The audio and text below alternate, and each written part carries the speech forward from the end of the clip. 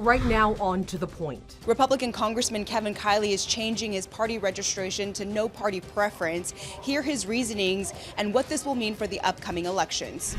Pain at the pump. With gas prices already climbing, another major refinery threatens to leave the state. Local teachers strikes. Tonight, thousands of local families preparing for more teachers to join picket lines tomorrow. And GLP-1 drugs, they're more than just weight loss. They're changing how people eat, shop, and even think about themselves, causing restaurants to adapt. Republican Congressman Kevin Kiley is seeking re-election. Thank you for joining us. I'm Alex Bell. After saying that he's running in Congressional District 6 due to Prop 50, he is now registering as no party preference, also known as independent here in California. Now, Kiley says that he is looking to distance himself from Republicans in Washington. ABC 10's Jeannie Nguyen is here with the details on Kiley's next move and what this will all mean for voters, of course. Alex, not only did Congressman Kiley register as no party preference, but he's now considered an independent in Congress. Now, that announcement came this morning after he expressed frustrations with the partisanship in Washington. This move is something political analysts say could possibly sway some Democratic voters. I re-registered under no party preference. On top of changing his party registration, Congressman Kevin Kiley says he'll also be spending the rest of his time in Washington as an independent, but will still caucus with the Republicans for procedural reasons. In terms of the way that I approach my role here, I am an independent, and as I have been throughout my time here, I'll be an independent voice fighting for our district. Kiley's reasons for the change have stemmed from his growing frustrations with partisanship issues. I think that the extreme hyper-partisanship we see around here is a big problem. I have been sounding this alarm for some time. I mean, it manifested itself in the longest shutdown, government shutdown in U.S. history. Kiley is looking to keep his job, but this time he's hoping to win over voters under no party preference and secure a seat in the newly redrawn District 6. The current candidates for that district are mostly Democrats. Legislative analyst Chris McKaylee believes this could be a big gamble for Kiley in the upcoming election. Republican voters who perhaps have always been in his corner, will they stay with him now that he's left the Republican Party and vote for an independent? And will being an independent appeal to either other independents or even some Democratic voters? Adding that the switch could be seen as a strategic move. For him to announce switching to no party preference obviously is a big deal, but I think he is trying to obviously help get reelected in this district that clearly tends to go Democratic. Now, before announcing a District 6 run, Kiley had also filed paperwork to potentially run in District 5 against Republican Congressman Tom McClintock. When asked if he was pressured by Republican leadership to not run in District 5, he said he had no conversations with anyone in leadership, and if he had, it would not have impacted his decision, Alex. All right, Jeannie, thank you.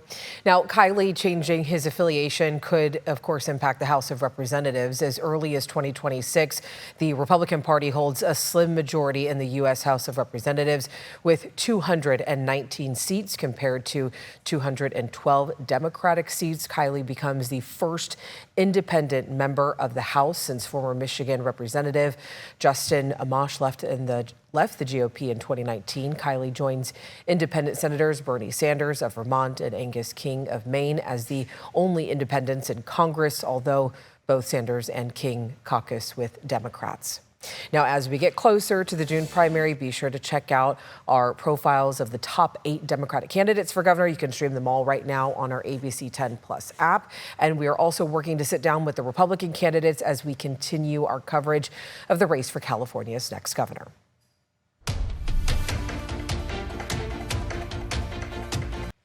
Strikes are continuing around the Middle East today as the war with Iran stretches into day 10. Today, the Pentagon identified the 7th U.S. service member that was killed in Operation Epic Fury. He is 26-year-old Sergeant Benjamin Pennington from Kentucky. Officials say that Pennington was wounded on March 1st during an Iranian attack on a U.S. military base in Saudi Arabia, an attack that was not previously disclosed by U.S. Central Command. Meanwhile, Iranian state media reports the son of the assassinated Ayatollah Khamenei has been chosen to succeed him even as President Trump demanded an unconditional surrender and also to be involved in choosing the next leader. Supporters of that new leader today gathered in the streets of Tehran to celebrate. Here was Secretary of State Marco Rubio today. I think we are all seeing right now the threat that this clerical regime poses to the region and to the world. They are trying to hold the world hostage. As far as sending U.S. troops on the ground, in a new interview with the New York Post, the president says he is, quote, nowhere near a decision, indicating there's still much to go in this conflict. Now, impacts of the war in Iran are being felt at the gas pump. Here's a look at gas prices right now. According to AAA, the national average is $3.47 a gallon. Here in California, where typically we pay more, the average price per gallon is $5.20. That is up from last month when the average price was $4.47 a gallon. And as gas prices, soar in California, we continue to pay the most for the nation in gas. But we wanted to know, what are legislators doing about all of this? ABC 10 State Matters political reporter Jenny Huss spoke with both Democratic and Republican lawmakers today. Sacramento created this mess. Sacramento needs to fix it. We're not independent anymore. If we were not importing, we would be energy independent. California Republicans say they're frustrated by the high costs at the pumps amid refinery closures and increased reliance on foreign imports for oil supply. While they say the conflict in Iran has contributed to the increase in gas prices nationwide, but also it was happening before Iran and California. They argue California's strict regulations have already led to dwindling in-state oil production, as seen with the Phillips 66 refinery in Los Angeles and Valero in Benicia, two facilities producing 20% of California's gasoline. The California Energy Commission says refinery closures have led to more reliance on imported fuel. We cannot continue to be at the mercy of international players who we never know what's going to happen. Democrats agree state-level relief is needed, especially amid newly proposed regulations by the California Air Resources Board that offer fewer permits for higher fees for their Cap and Invest program, which allows polluters to pay for credits to continue operations and offers consumer rebates. When it comes to actual action, what are you proposing, Senator? I think CARB needs to pull back on some of their proposals that they have for astronomical increases in fees. This is not the time to do that. We also try to speak to Democratic State Senator Catherine Blakespear, chair of the Senate Environmental Quality Committee, which recently discussed refinery closures. Last time, she abruptly ended the interview, citing time, after we pushed back on her answer, saying California policies weren't the reason for refiners leaving. Monday, we asked for a follow-up. She refused. Oh, no, it's okay. Thank you. No interviews? No, thank you. Monday, Marathon Petroleum Corporation, which operates the largest refinery in California, became the latest to oppose the proposed amendments, saying refineries would be forced to reconsider operations in state. Marathon joins PBF and Chevron in threatening to pull out. We already expect refineries to leave 5, 10, 15 years down the road, but we're going to see them leave even sooner. Republicans want an emergency session, and some are calling for federal intervention to resume offshore oil drilling. But it's California. We would likely push back. We're going to get a lot of pushback. This isn't Trump's fault. This is our fault and our responsibility. Jenny Hutt, ABC 10. Tonight, some Democratic leaders are encouraging state officials to reconsider that Cap and Invest proposal, saying they impose disproportionate compliance costs on the fuel, gas, and electricity industries and would punish California consumers who already pay the highest energy prices in the nation.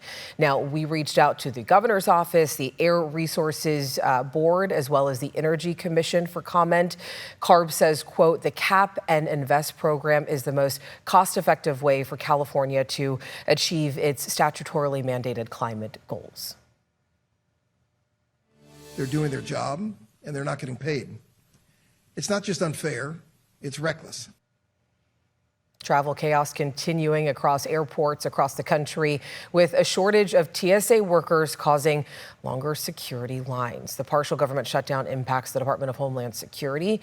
For the third time in 5 months, TSA officers are not getting their paychecks.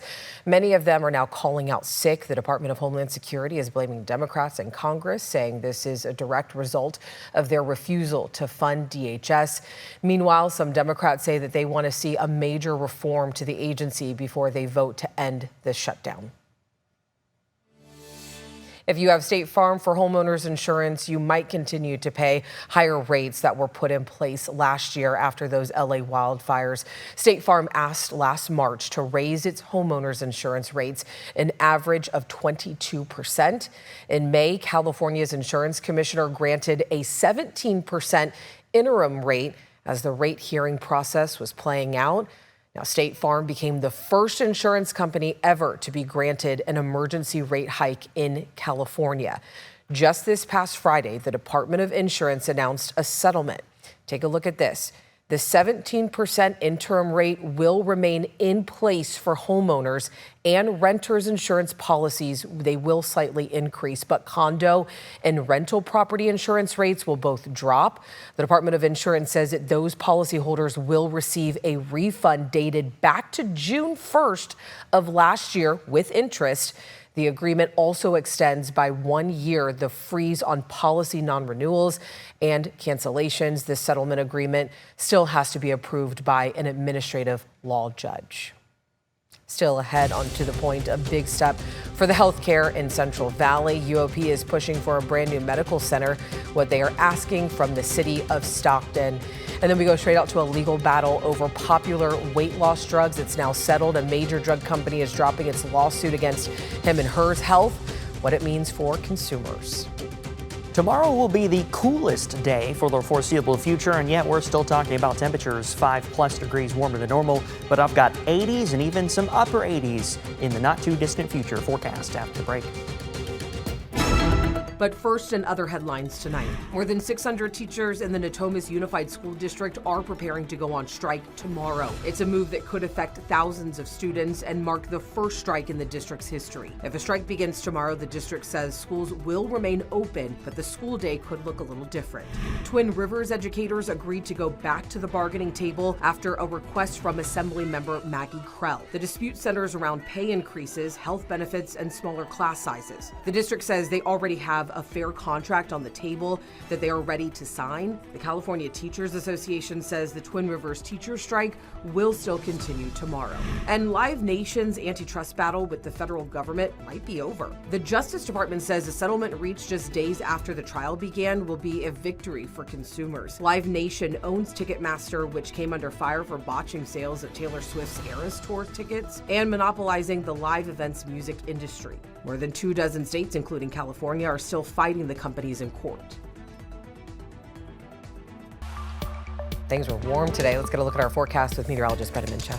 Yeah, warmest day of the year by a single degree in Sacramento. Other parts of the valley did not have their warmest day, but the capital city did. 76 in Sacramento, 76 in Stockton, 76 in Modesto, 60 degrees up in Tahoe this afternoon. Temperatures around Northern California about 10 to 15 degrees warmer than normal. We are still in the 70s across the valley, 74 in Sacramento and Stockton, 73 in Modesto, 62 in Nevada City, 67 in Jackson, 57 in Truckee, and 55 in Tahoe. Looking towards downtown, still some sun out there, but starting to lose that sunlight. Remember, sunset is now after 7 o'clock, just the second 7 o'clock hour sunset that we have had since late September. The first one, of course, was yesterday. As we go through the rest of this evening, temperatures falling into the 60s and then 50s, and we'll start off in those middle 40s. A few clouds through the overnight, but all in all, a quiet, mild night ahead. Temperatures about where we'd expect to be for this point of the year.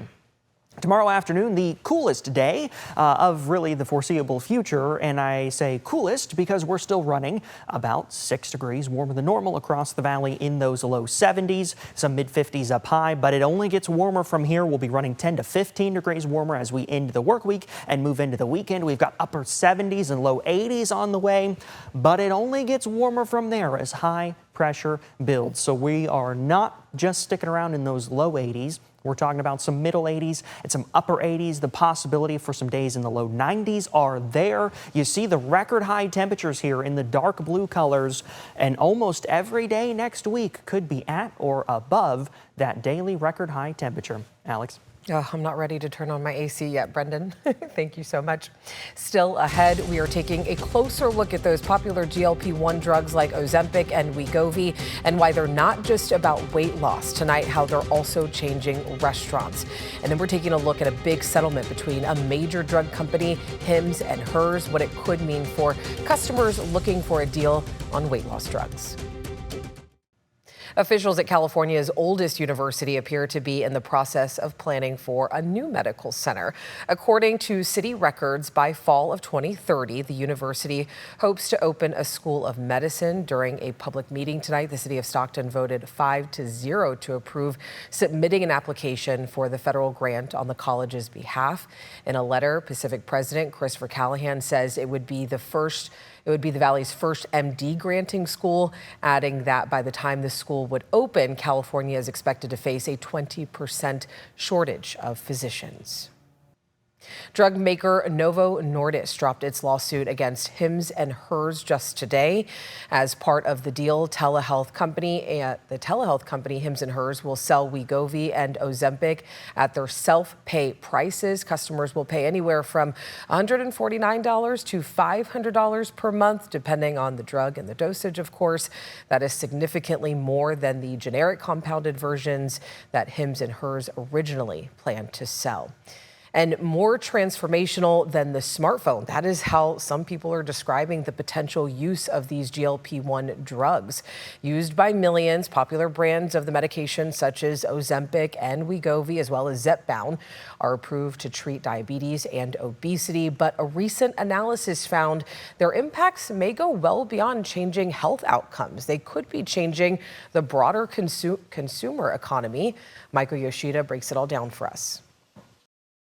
Here we got a vaca frita. Cuban classics with a twist. Similar ingredients, different portion. Inside the kitchen at Cuba Libre, Chef Angel Roca preparing meals for a GLP-1 specific menu. Keeping a good amount of protein, 25 to 30 grams per portion. Reduce by 40% the rice and beans and adding some fiber. Special selections that launched last year after co-founder Barry Guten spoke with customers and friends who were on the popular weight loss drugs. They each told me a story about how hard it is to order in a restaurant, how they have to order, how they have to eat, and we learned a lot that day. It's not just the food industry adapting to meet the needs of customers turning to these medications. There's also ripple effects on many other categories of spend that these drugs are causing. This is one of the most significant consumer adoption trends we have seen in a really long time. A recent PwC analysis found GLP-1s are changing consumer behavior. How people eat, shop, work out, travel, even perceive themselves and make decisions is being reshaped. They're thinking about health and wellness for their whole household differently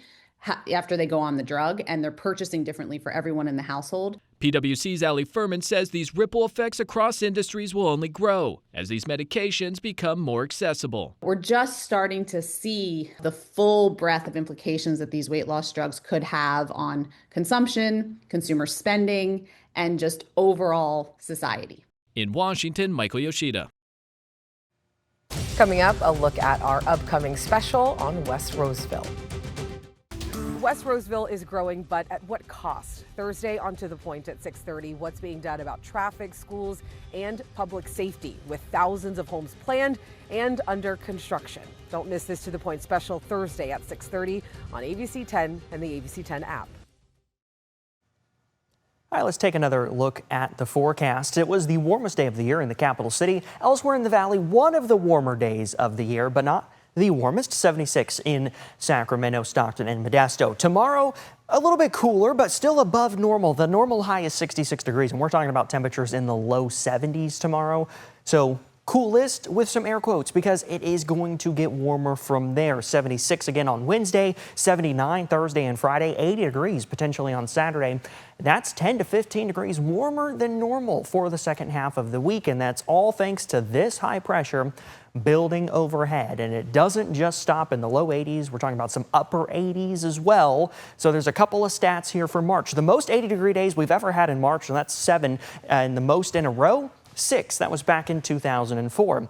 Could we see some 90s? Possibly. The average first 90-degree day, though, in Sacramento isn't until early May, and the earliest 90-degree day on record in Sacramento is in early April. So while I don't have any 90s here on the next 10 days, we could get awfully close to it in those upper 80s for the middle of next week, regardless. Basically, from the weekend through next week, we're talking about temperatures at or above the daily record high temperatures for that day. So Get ready for a little taste of summer, Alex. Yes, go ahead and get your windows open while you can before you have to turn on the AC. All right, Brendan, thank you so much.